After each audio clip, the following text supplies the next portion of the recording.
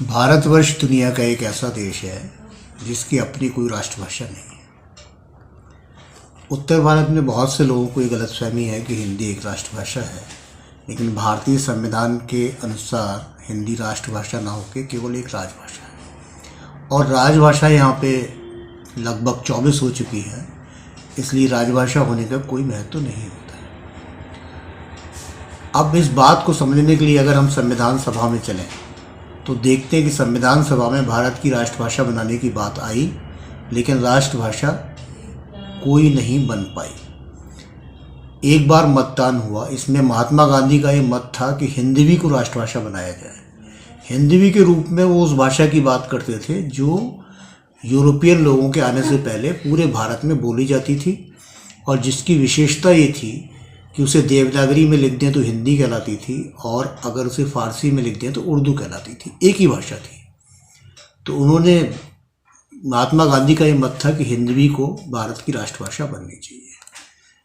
अब महात्मा गांधी तो संविधान सभा में थे नहीं, लेकिन संविधान सभा में ये विचार आया। दूसरा विचार हिंदी को बनाने का आया जो हिंदवी से इस रूप में भिन्न थी कि ये हिंदी वो हिंदी थी जिसमें अंग्रेजों ने जो एक षड्यंत्र किया था, गिलक्राइस्ट उनके एक विद्वान के द्वारा भारत के बंगाल के अंदर उन्होंने कुछ विद्वानों को नियुक्त करके हिंदवी भाषा के अंदर कुछ ऐसा साहित्य रचवाया ब्राह्मणों को रख के जिसमें संस्कृत के शब्द ज़्यादा हों और फारसी के शब्द निकाल दिए जाएं। उसी तरह से कुछ लोगों को ऐसे रखवाया, मौलवियों को, कि हिंदवी भाषा के अंदर उर्दू के शब्द बढ़ा दिए जाएं, यानी फारसी के शब्द बढ़ा दिए जाएं और उसमें संस्कृत के शब्द निकाल दिए जाएं। तो एक ही भाषा हिंदवी को अंग्रेज़ों ने कूटनीतिक तौर पे हिंदी और उर्दू दो जबानों में ऐसा बांट दिया कि उसके अंदर अंतर पैदा होने शुरू हो गए। तो ये एक साहित्यिक हिंदी थी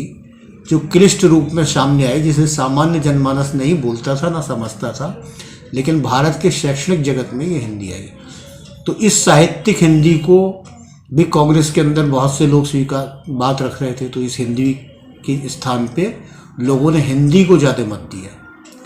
लेकिन मत देने के बावजूद भी कुछ नहीं हुआ। दक्षिण से इसके विरोध का स्वर उठ गया कि कोई राष्ट्रभाषा नहीं बनाई जाए और एक फैसला ये हो गया कि सरकारी कामकाज, केंद्रीय कामकाज की भाषा हिंदी होगी, लेकिन 15 वर्ष तक अंग्रेजी इस पद पर कायम रहेगी और अंग्रेजी ये भाषा बनी रहेगी। 15 वर्ष बीतने के बाद भी भारतीय संविधान के अनुरूप अंग्रेजी को नहीं हटाया गया और ये मान लिया गया कि हिंदी अभी सक्षम नहीं हुई और अंग्रेजी ही में ही वो सरकारी कामकाज की भाषा बनी रही।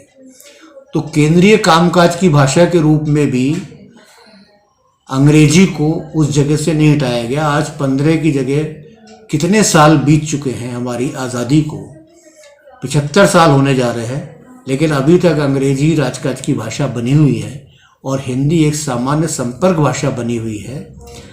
और अब एक नई समस्या शुरू हो गई है रोमन लिपि में हिंदी को लिखने की, और इसमें कोशिश की जा रही है पिक्चरों के माध्यम से और सारे के माध्यम से कि अंग्रेजी शब्द बोले जाए, केवल व्याकरण थोड़ी हिंदी में रह जाए, लेकिन शब्द सब अंग्रेजी हो जाए और इसे इंग्लिश के रूप में प्रतिष्ठित किया जा रहा है। तो इस तरह भारत में राष्ट्रभाषा तो है ही नहीं, लेकिन भारत की लोक भाषा का भी विलोप किया जा रहा है। तो हमारी सभी देशभक्तों से ये कहना है कि अगर भारत को एक राष्ट्र के रूप में निर्मित करना है तो भारत की एक राष्ट्रभाषा होनी चाहिए। और जब ब्रिटिश काल से पहले हम हिंदवी के रूप में एक राष्ट्रभाषा अपनाते थे और हमारे राष्ट्रपिता महात्मा गांधी भी इसकी बात करते हैं, तो उसे हिंदवी को एक बार पुनर्जीवित करके राष्ट्रभाषा बनानी चाहिए।